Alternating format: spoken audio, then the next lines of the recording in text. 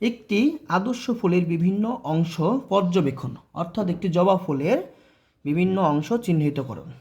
প্রথমে আমরা বলতে পারি ফুলের ভিতরের একটি দণ্ডময় অংশ আছে মধ্য বরাবর, সেটাকে আমরা বলতে পারি স্ত্রী স্তবক অথবা স্ত্রী কেশর। যার উপরের অংশ বলতে পারি গর্ভমুণ্ড এবং মধ্য বরাবর অর্থাৎ দণ্ডের মতো দেখতে তাকে বলতে পারি গর্ভদণ্ড, এবং সবার নিচের অংশে আমরা বলতে পারি গর্ভাশয়, যার পুরো নাম হচ্ছে তিনটা মিলে, অর্থাৎ আমরা বলতে পারি গর্ভমুণ্ড, গর্ভদণ্ড এবং গর্ভাশয় মিলে স্ত্রী স্তবক অথবা আমরা বলতে পারি স্ত্রী কেশর।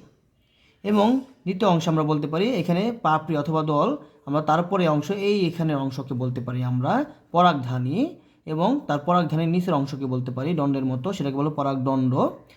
আর পাপড়ি এবং পরাগধানী এবং পরাগদণ্ড মিলে পুংকেশর সৃষ্টি হয়।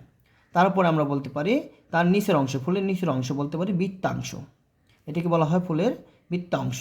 আর এখানে গর্ভাশয়ের নিচের অংশকে আমরা বলতে পারি পুষ্পাক্ষ।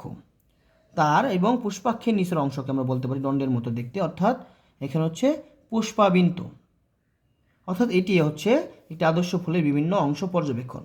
তারপরে আমরা এখানে দেখতে পারি আলাদাভাবে চিহ্নিত করতে পারলে সেটাকে আমরা বলতে পারি দল এটাকে, আর এটাকে বলতে পারি পুংকেশর, আর এখানে বলতে পারি এটা হচ্ছে স্ত্রী কেশর। তারপরে আমরা স্ত্রী কেশর উপরের অংশকে বলতে পারি গর্ভমুণ্ড এবং তার নিচের অংশকে বলা হয় গর্ভদণ্ড, আর আমরা এটাকে ভিতরের অংশকে বলতে পারি গর্ভাশয়, এবং এই অংশটিকে বলা হয় বৃতি, আর এখানে অংশকে বলা হয় উপবৃতি।